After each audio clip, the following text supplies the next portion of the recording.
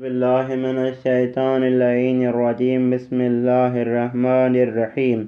آج ہمارا 12واں درس ہے مقدمہ کتاب فارسی قدیم سے۔ میں آپ کا ٹائم خراب نہیں کرتا، چلتے ہیں اپنے درس کی طرف۔ آج کے درس کا پہلا لفظ ہے ثانیہ۔ ثانیہ یعنی سیکنڈ۔ ثانیہ یعنی سیکنڈ۔ فارسی میں منٹ کو دقیقے کہا جاتا ہے۔ فارسی میں منٹ کو دقیقے کہا جاتا ہے۔ اس کے بعد لفظ ثروت مند۔ ثروت مند یعنی مالدار، جس کے پاس پیسہ ہو، جس کے پاس دولت ہو، فارسی میں اس کو ثروت مند کہا جاتا ہے۔ اس کے بعد لفظ کثیف۔ کثیف یعنی گندا۔ کثیف یعنی گندا۔ میں نے یہاں پر کپڑا لکھا ہے، یہ کپڑا بطور مثال ہے۔ کثیف یعنی گندا۔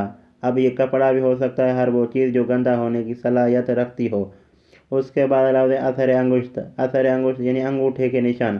اثر انگشت یعنی انگوٹھے کے نشان۔ آپ اس کو یوں بھی کہہ سکتے ہیں فنگر پرنٹ۔ فنگر پرنٹ کو فارسی میں اثر انگشت کہا جاتا ہے۔ فنگر پرنٹ کو فارسی میں اثر انگشت کہا جاتا ہے۔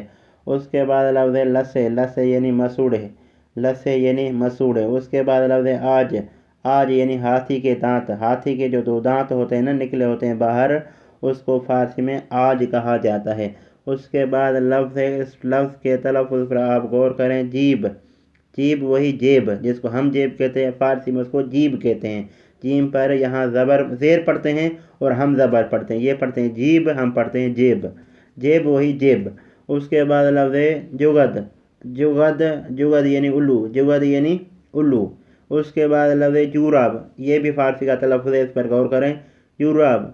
جوراب وہی جوراب۔ ہم جیم پر زبر پڑھتے ہیں اور فارسی والے جیم پر ضمہ پڑھتے ہیں۔ ہم جوراب پڑھتے ہیں اور فارسی والے جوراب پڑھتے ہیں۔ اس کے بعد لفظ ہے جابے۔ اس کے بعد لفظ کیا ہے؟ جابے۔ جابے یعنی ٹوکری۔ جابے یعنی ٹوکری جس میں سامان وغیرہ رکھا جاتا ہے۔ اس کے بعد لفظ جائے نماز۔ جائے نماز یعنی مصلی۔ جائے نماز یعنی مصلی۔ اس کے بعد لفظ جگر۔ جگر یعنی جگر۔ انسان کے اندر جو جگر ہوتا ہے نا، فارسی میں اس کو جگر کہا جاتا ہے اور اردو میں بھی اس کو جگر ہی کہا جاتا ہے۔ اس کے بعد لفظ جوجے۔ جوجے یعنی بچہ۔ جوجے یعنی بچہ۔ اس کے بعد لفظ ساندویچ۔ ساندویچ یعنی برگر۔ ساندویچ یعنی برگر۔ اس کے بعد لفظ چنگال۔ چنگال یعنی کانٹا۔ چنگال یعنی کانٹا جس کے ساتھ ہندوانہ کھایا جاتا ہے۔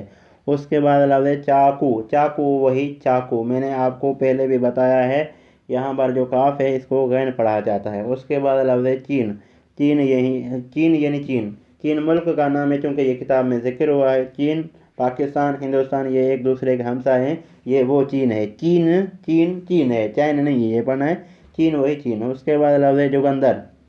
چقندر، بے بخشی، چقندر وہی چقندر جس کو ہم بھی چقندر کہتے ہیں، فارسی میں اس کو چقندر ہی کہتے ہیں، جبکہ لکھا غین ہوتا ہے لیکن پڑھا کاف جاتا ہے۔ چقندر لکھا ہوا ہے، چقندر لکھا ہوا ہے لیکن پڑھا کیا جائے گا؟ چقندر۔ اس کے بعد لفظ چوب۔ چوب یعنی لکڑی۔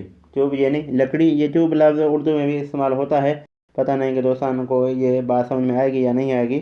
چوب اصل میں اردو کا ہی لفظ ہے، لکڑی۔ چوب یعنی لکڑی۔ یہ تھا ہمارا آج کا 12واں درس۔ امید کرتا ہوں کہ دوستان اس ویڈیو کو دیکھیں گے، سنیں گے، اس ویڈیو سے استفادہ حاصل کریں گے۔ اگر میری ویڈیو آپ کے کام کی ہو تو آپ چینل کو ضرور سبسکرائب کر دینا۔ والسلام۔